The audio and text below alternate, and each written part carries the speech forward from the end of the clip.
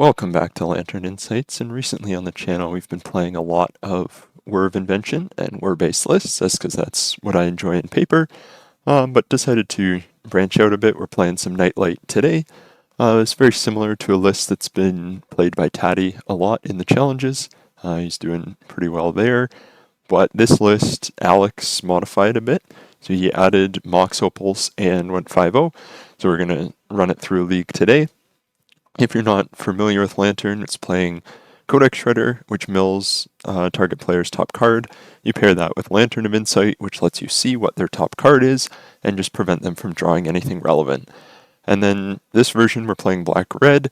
You want black for the hand disruption, and then red gives you access to Blood Moon, which in a lot of matchups, and as we'll see, can be a very powerful lock piece, similar to Ensnaring Bridge. So you use Bridge and Blood Moon to lock them out, and basically prevent them from doing anything relevant. So let's get into a league, trying out a bit of a new format today, so let me know what you think, but I'm going to run through a league with Nightlight. So round one, we start out on the draw, and I think I have a pretty solid hand here. Double Thoughtseize into Ensnaring Bridge. Blood Moon should be pretty good against a good chunk of the format. So I think it's totally fine to keep. We're pretty far away from getting a lock, but in a lot of ways, Blood Moon plus Bridge is a lock. And so that when they play the MDFC, we basically know we're against Belcher immediately, and drawing the Pithing Needle is huge. We take the Tameshi from their hand, as we now have the Pithing Needle for...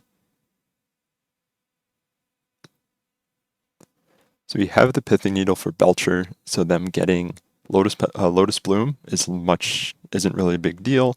They do have the Sink into Stupor, but we have the second Thoughtseize for that, and then we actually just rip back-to-back Pithing Needles. Are going to need the third land for Blood Moon, but it's funny, Blue Belcher, Blood Moon's really good against. Red Belcher, it's really bad against. Harbinger, really bad against Blue Belcher, really good against Red Belcher. So, just kind of depends on the version you're playing. But we Thoughtseize, take the Sink into Stupor, just land Pithing Needle, and then basically as soon as we get Blood Moon down, this game is over. So they do play a trainer. Something to note when sideboarding is they do have some creatures they can play. And here I actually play out the Torpor Orb because they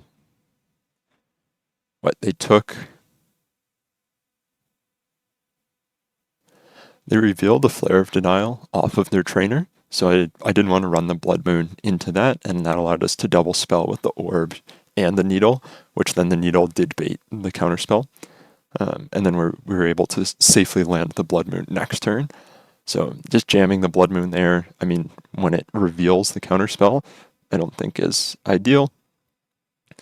And then we actually draw a second Blood Moon, which is kind of just extra layers of insurance, but they do just scoop it up to the first Blood Moon.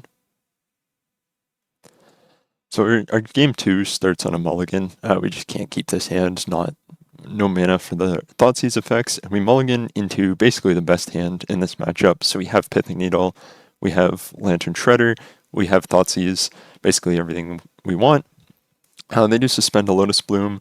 We draw a Torpor Orb, was a card I left in during sideboarding. Then obviously we take the counterspell. They gotta play these tap lands, so Trainer can't get down. I do elect to play the Orb. I wanted to minimize the effect that Trainer was going to have in this game. And then here, I'm just able to lock them out, and it's basically over. We draw this Curse Totem, which is going to shut down Tameshi, and that's almost all of their outs. From this position, they do not have very many cards that are relevant, because their ETB creatures don't trigger off of Torpor Orb. Tameshi doesn't save them. We did leave, I believe, 2 copies of Ensnaring Bridge in.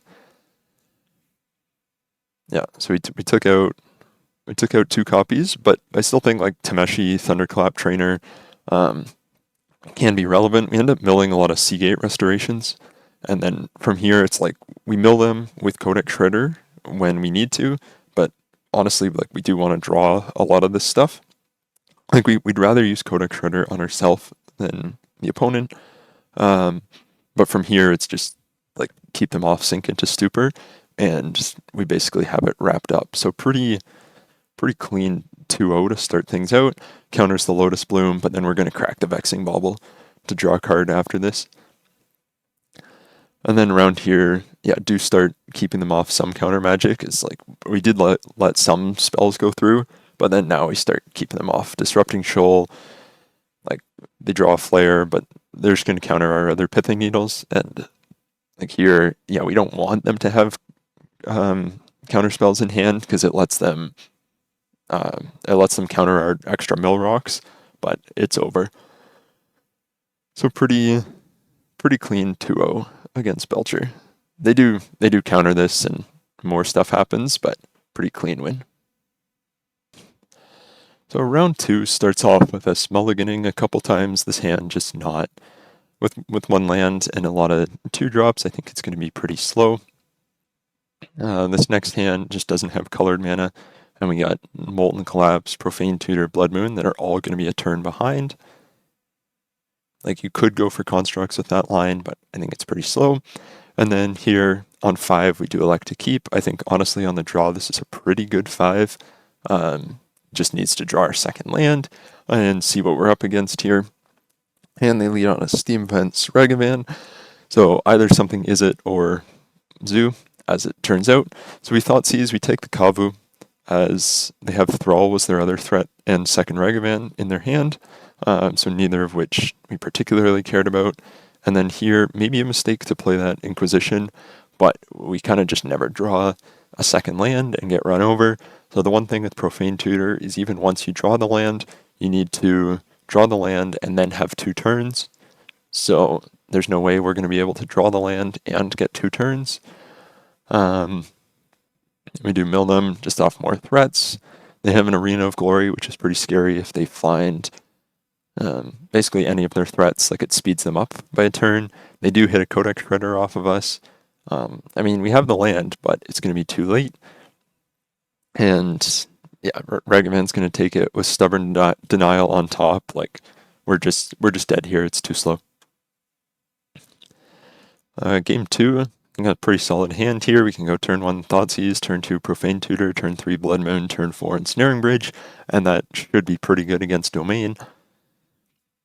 So we grab our basic Swamp, and the Bloodstained Mires are actually really good. I found like very consistently was able to have like basic Swamps and Blood Moon just not a cost at all for us. And Opal obviously helps with that a bit too. So the Kavu, I mean, when we play Blood Moon, this is going to shrink down to a 1/1, which is pretty good for us. We take the Consign to Memory, which is their main way of interacting. We do draw another Fatal Push, so we're able to kind of get rid of anything small. But they're basically locked out from casting anything here. Meltdown would be the only card really that they could find. And I did actually consider I did grab Lantern. I was going to say I did consider grabbing Lantern, but that is actually what I did, because we're able to just Fatal Push the Kavu here, and then we just keep them off anything red, and then we don't need an Ensnaring Bridge. So from here, it's just how long do they want to keep playing? Like, we can basically let them have everything. We do mill the Flage just in case they, like, somehow draw a bunch of stuff, but it's not relevant here. We mill the Scion, because technically they could get to 10 lands. But Blood Moon, just doing work and carrying us that game too. And game 3 on the draw, but again, double Thoughtseize, Profane Tutor, we got the Lantern Lock, beautiful hand. Unfortunately, they again have the turn 1 Ragavan, which we don't have an answer for. We do take their Stubborn Denial. Against Zoo, they don't have a lot of answers. It's Leyline Binding and Stubborn Denial. Took Stubby D first, as I think it can be more disruptive early, and we're able to fight through Leyline Binding later on, or easier, so like a Thoughtseize on this turn can be pretty good. And they do actually hit another Codex Shredder from us, so this is 2 games in a row that they've hit, or I guess 2 games in this match that they've hit Codex Shredder. And if you're playing against Lantern and you hit a Codex Shredder or a Pixis, totally correct to play it. It is really good against us. They really only use it against themselves this game, so they use it in order to kind of mill their important pieces. And here we take the Leyline Binding, so they have a Consign to Memory in hand, which beats So here, the position we're in, basically we're playing, if they consign to memory the Profane Tutor that we have coming off suspend, we just play bridge. If they don't consign to memory it, we find Hand Disruption, tap the Opal for mana, find the other Opal off of Urza's Saga, and then play the Hand Disruption first to get the consign to memory out of hand, as drawing that bridge gives us a lot of flexibility in that line. Fortunately, Flage doesn't trigger because of the Doorkeeper Thrall, which kind of works out for us. But then here, yeah, they really don't. So they do counter that, but they did exile their Leyline Binding to Flage. So I think it probably was correct for them to just leave the binding in the graveyard and use Codex Shredder to get it back, which would have changed how we used the Profane Tutor if it came off suspend. But they pretty aggressively try to shred themselves. They don't really do a lot to keep us off of anything. And here, because I already have the basic planes and the 2 treasure tokens, I think Ashiok is more valuable than Magus. Just being able to exile their graveyard and get rid of kind of any of their outs. And we are able to gain enough life through Doorkeeper Thrall. So with that swamp on top, I mean, they could mill us.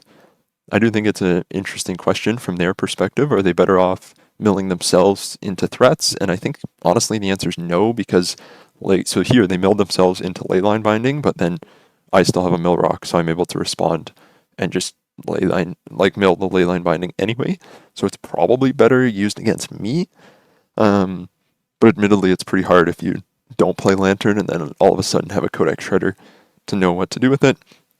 And then Ashiok is basically another mill rock here, they, with Codex Shredder, could just mill us every turn, and we are not incentivized to mill them every turn because we actually need a lock and they can kind of just blind mill us. So Ashiok, just speeding up that clock, really speeds up this third game. And let me know what you think of this format. I found trying to do like a bit shorter videos, just get it able to watch more in a shorter time. And then I was experimenting with a new tracker, so I just wanted to play a league without having to talk through it. And the league was actually pretty quick. I think it was less than an hour and a half for the full league, which lets so I think I play faster when I don't have to talk through live. I'll probably go back and forth between the 2 formats, just kind of depending on what works. And here, yeah, like we leave Leyline Binding on top, but then we have Ashiok. We can get rid of everything. Yeah, so if you're enjoying the content, go ahead and tap that subscribe button so you stay up to date on all the Lantern news. And if you'd like to consider supporting the channel, consider a channel membership. The Insightful Lantern tier, you get early access to videos and access to sideboard guides. And I just added an Insightful Bridge tier.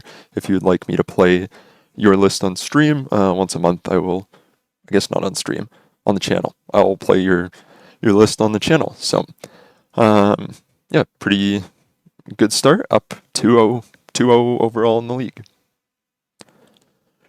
And in round 3 on the play, we keep a pretty solid hand. We got Disruption, we have the lock. I do elect to play the Shredder first and then go Inquisition Lantern next turn. Just they have one draw step. And we're against Mill. So game 1, I do think I concede fairly aggressively. We take the Tashas just without Urza's Saga, and this list isn't playing Academy Ruins. So it's very, very difficult to win game 1, especially when my creature removal is like a 1 of Molten Collapse. I don't have Profane Tutor. I don't think very likely to win this game. You do notice I'm holding the Pixis here, because they do have a Drown in the Lock in hand, but I just concede. Like, I don't think this list can win game 1 against Mill very easily, especially when they have Tasha's and Fractured Sanity, as we are going to see how many cards Tasha's can mill. We do have an Emrakul in the sideboard, though. So then games 2 and 3 are basically about, like, can we leave Emrakul in the deck? I do think I make a little bit of a mistake not keeping Hand Disruption. I think maybe it would, like, this hand would probably be a mulligan if it didn't have the double Saga. But this is kind of just going to rely on the Construct Beatdown. We're leaving up Fatal Push or cracking Vexing Bauble here. Something like Crypt Incursion, honestly, kind of weird card to leave in because it only hits Emrakul in the deck. But they're just going to start milling us down 42. Laughter on top, like we could, yeah, I kind of big time punt there by playing the Mox Opal into the Vexing Bauble, which is something that I've done maybe a few too many times, but probably should have just cracked the Vexing Bauble, then played the Mox Opal. I mean, then it wouldn't have been turned on, I guess. Probably should have just held it in hand for another turn, but it is what it is. I guess the other plan, I guess you could have cracked Vexing Bauble like end step, untapped, made Construct, played Mox Opal, and then still had Fatal Push open. Just not able to get Blood Moon down in time, as Blood Moon would have stopped this Tasha's. So we do go from 41 to 14 cards, but importantly, does not hit our Emrakul. So it did exile like 30 cards, which is literally half our deck. And here I grab Codex Shredder for this exact reason of if Emrakul's on top, I want to be able to mill it. I don't want to be forced to draw an Emrakul. 12 cards in deck, 12 cards in our graveyard. Here we're just keeping them off creature removal. And yeah, you can see our deck has like very few cards. We don't want them having Fatal Push. We're just going to ride these constructs to victory. And so we do crack the bauble there. Yeah, we look. There was no lands that were fetchable. Probably shouldn't have fetched, but just wanted to see. And the constructs just get there. We keep them off of drawing anything. But we do see kind of how powerful Tasha's is against us. We're literally half our deck was gone for 3 mana. So it's far and away the best mill card. Well, best against us specifically. They have other cards that are good in other matchups. And so game 3 here, I do think I should have mulliganed. I liked having the Pithing Needle for Field of Ruin, and then obviously able to lock them out pretty quickly. But then this hand is kind of relying on them not having a Tasha's in hand. We do draw an Inquisition, which is good. Unfortunately, when we Inquisition, we see double Tasha's plus an Echoing Truth, so Construct's going to be a lot harder to fight through. I take 1 Tasha's as, even with Emrakul, I'm pretty sure 2 Tasha's might just take out our entire deck. And so we go from 51 to 32, which is 20 cards. Unfortunately, it was the Emrakul, plus 3 copies of Urza's Saga, which means it's going to be really hard for us to win game 3. Especially knowing that they have Echoing Truth. They have, so they can, like, we're never going to have an Urza's Saga stay on the battlefield. They have Archive Traps for Profane Tutor, or they're just going to be able to hard cast it. But we try here, we do get like a fairly solid lock. No idea what's under that Shelldock Isle, but unfortunately, with our mill rocks being Pyxis of Pandemonium, it does get a lot harder to mill them out, because obviously it mills us out too. I grab a Magus of the Moon here as, yeah, it didn't really end up mattering. Just ended up conceding. I think you could have grabbed Mycosynth Gardens, but I'm not sure if there still was one in the deck or not. Yeah, they were both, one was in the graveyard and one was in exile, so couldn't get a Gardens for Codex Shredder. Wanted to get Magus to be a bit of a payoff, or a bit of a hate piece here to push some damage through, but they're just going to drown and lock it, and then still have access to all their mana. Even if we Blood Moon, they still have the double blue in order to hardcast Archive Trap, and with 12 cards in our deck, we just did. So a bit unfortunate, and the Tasha's did take the Emrakul. They had double Tasha's in their opening hand, so even if we kept the hand with 1 piece of hand disruption, we still were going to have to find a second. So a tough one against Mill. So round 4 is actually a really interesting matchup. And I think here, I mean, without Mox Opal, hand's totally unkeepable, but I think with Mox Opal, it's fine. You can lead on Codex Shredder. You're going to have your lock by turn 3. Profane Tutor, a bit of an unfortunate draw here. Would definitely rather that be a land, but we're going to stick to the plan. Codex Shredder, Pithing Needle, Mox Opal, the whole shebang. And unfortunately, they surveil into a Stinkweed Imp, and so we are just up against Dredge here. The Tidecaller could be like a Phoenix Dredge list, but Amalgam, they're just playing some classic Dredge. Obviously, with the Tidecaller can be pretty good against us when they target us with it. Obviously, when they target themselves with it, it's a very powerful enabler, but is far less disruptive to our strategy. But they're going to get a ton of power here. And so, unfortunately, we did check their hand. It's like all dredgers, so we took the ghoul. Unfortunately, here, we just, even with the cards we discard, it's a cookbook. They have a lot of pressure. We need a land. And so here, with the Thug now, depending on what we draw, we can't shock in the Blood Crypt and play Thoughtseize. So here, like if we shock in the Blood Crypt, we go down to 2.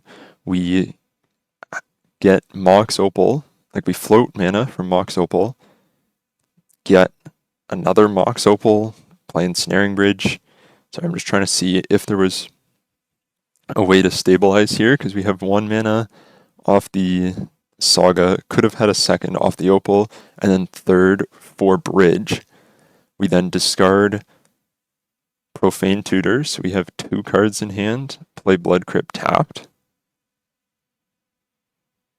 We actually probably would have been fine here.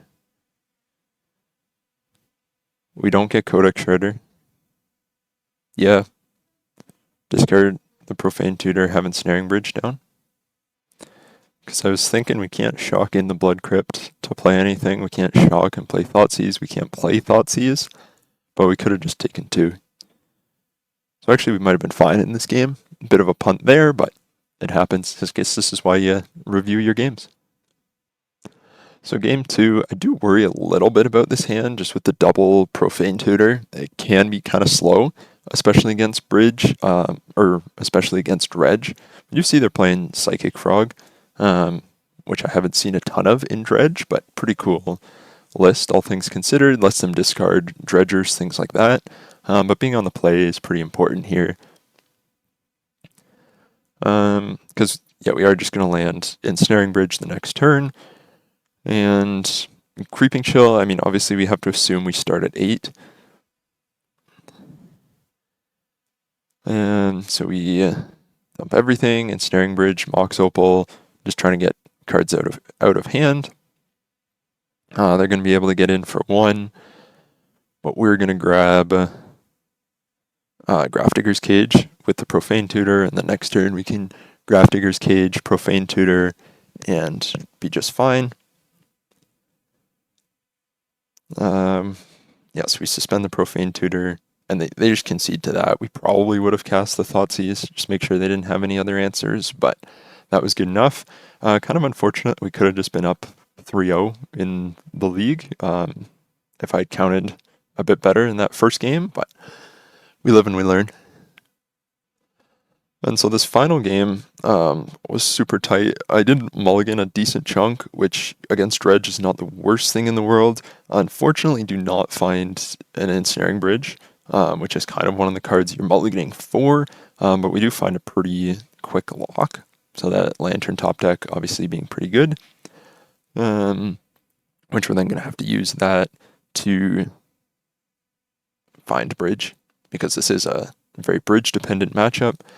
I let him have the Psychic Frog because I wanted the Profane Tutor, and like we have enough turns to survive. I can see an argument for playing Codex Shredder over Pixis kind of for that reason, and that's why I typically prefer Codex Shredder over Pixis, because we could have milled the Frog there. I do think against Dredge, though, like the Exile is pretty important, so there's a lot of cards on top that we would have liked to exile. And then basically they're going to discard a bunch of cards to Frog. Frog actually seems like it fit pretty well. You get an extra Dredge trigger when it deals combat damage. But from here, yeah, I did actually do the math properly when I left Psychic Frog on top, knowing that Profane Tutor was going to have enough time.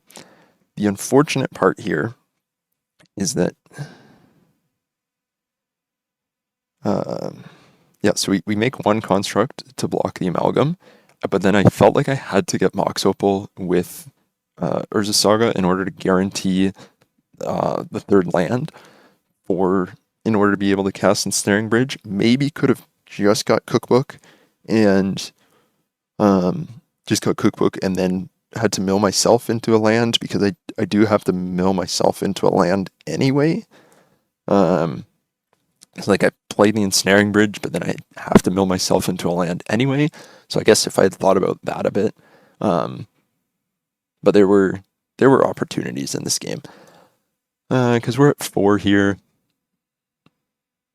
and then I think we're at 1. And unfortunately, they have 17 cards left, and one of them is still a Creeping Chill. And then what's even more unfortunate is that as we're milling cards to hit the land, as these happen, you'll see we have to mill the Underworld's Cookbook. So we grab our Ensnaring Bridge, but unfortunately we're at 1 and forced to use a lot of mill rocks to get the land. And then from here, yeah, they have 14 cards, and at least one of them is Creeping Chill, which it has to be on top, and then Pixis has to exile it. So with 8 cards left, they're going to mill 5 off of Stinkweed Imp in the graveyard. So I don't think it matters here. We end up using Codex Shredder, milling, trying to find the Creeping Chill. Unfortunately, we don't hit it, and they dredge 5 and do hit it when we're at 1. So definitely had opportunities to win this game, especially game 1. Had done a bit better counting, probably would have been okay, but unfortunate loss to dredge here. And then in the 5th and final game, end up keeping a hand that's maybe a bit on the weaker side, but can go for a turn 4, either Blood Moon or Ensnaring Bridge. Or if we draw one of those pieces, can get the remaining one. And we see we're up against a Shadow deck. I guess I'll spoil it, but Watery Grave, Preordain off Bloodstained Mire, I think it's pretty clear that it's Shadow. They do leave 2 on top, so we do mill the counterspell that they had left on there for the next turn, as obviously we don't want them having that. And they thought Season, take the Cookbook. It's fine. I think Cookbook wasn't going to be super, super relevant here. We Pithing Needle, name Odawara, and then fortunately they play their Sink into Stupor as the land, which, I mean, obviously Sink is really good against us, but then they do tap out to play the Oculus, and then we don't even have to play around Force of Negation, as I believe they just discard everything to Psychic Frog to grow their Moon Shadow, which, I mean, fair enough, tons of pressure, but it does just let us get Ensnaring Bridge here. And Shadow, I think, always has been a pretty decent matchup for Lantern, as we are just going to slam an Ensnaring Bridge and then happen to just rip the Lantern, which, like, even better, because we already have 2 mill rocks down, and from here, like, it's over. There's nothing they can do. I mean, even their, like, creatures, there's nothing they can flip over with Oculus that's going to be relevant. So we win game 1. So game 2, I think we keep a fairly similar hand. We got Profane Tutor, a couple of mill rocks, and Opal. Not a super proactive hand, but I think we'll keep it. Obviously trying to get the 3-2 here, and then Fatal Push is pretty big. Just being able to remove one of their threats. Ideally save it for Psychic Frog. And they do find a Thundering Falls tapped here, which might suggest that they are struggling on mana. Or they just wanted to grow the Moon Shadow and are holding up like a Stubborn Denial. And so given that so we play out the Pixis, often kind of risky, when Mox Opal's, like, you're relying on that 3rd artifact to resolve to turn on Mox Opal, which is always a little risky, but if it is something like Stubborn Denial that they have, kind of trying to, like, act like it's bait for Pixis so they don't counter it, and then you just suspend the Profane Tutor, and obviously they can't counter that. We do just slam the Blood Moon here, as they did not have they might have had Consign to Memory, as we see they do when they discard it, so Consign was the card they were playing there, but then elected to hold it and not counter the second mill rock, which I think is correct. Because if the counter picks us and then we just play a lantern, that is also a pretty bad spot for them. But then here, yeah, we grab Ensnaring Bridge, and they concede to that. Obviously, we still needed to find a lantern, but with all mountains, we were in pretty good shape. So overall, went 3-2 with the deck. Could have pretty easily been a 4-1 against Dredge if I'd played it better. But do let me know what you think of this format. Did you like the faster games? Do you want to...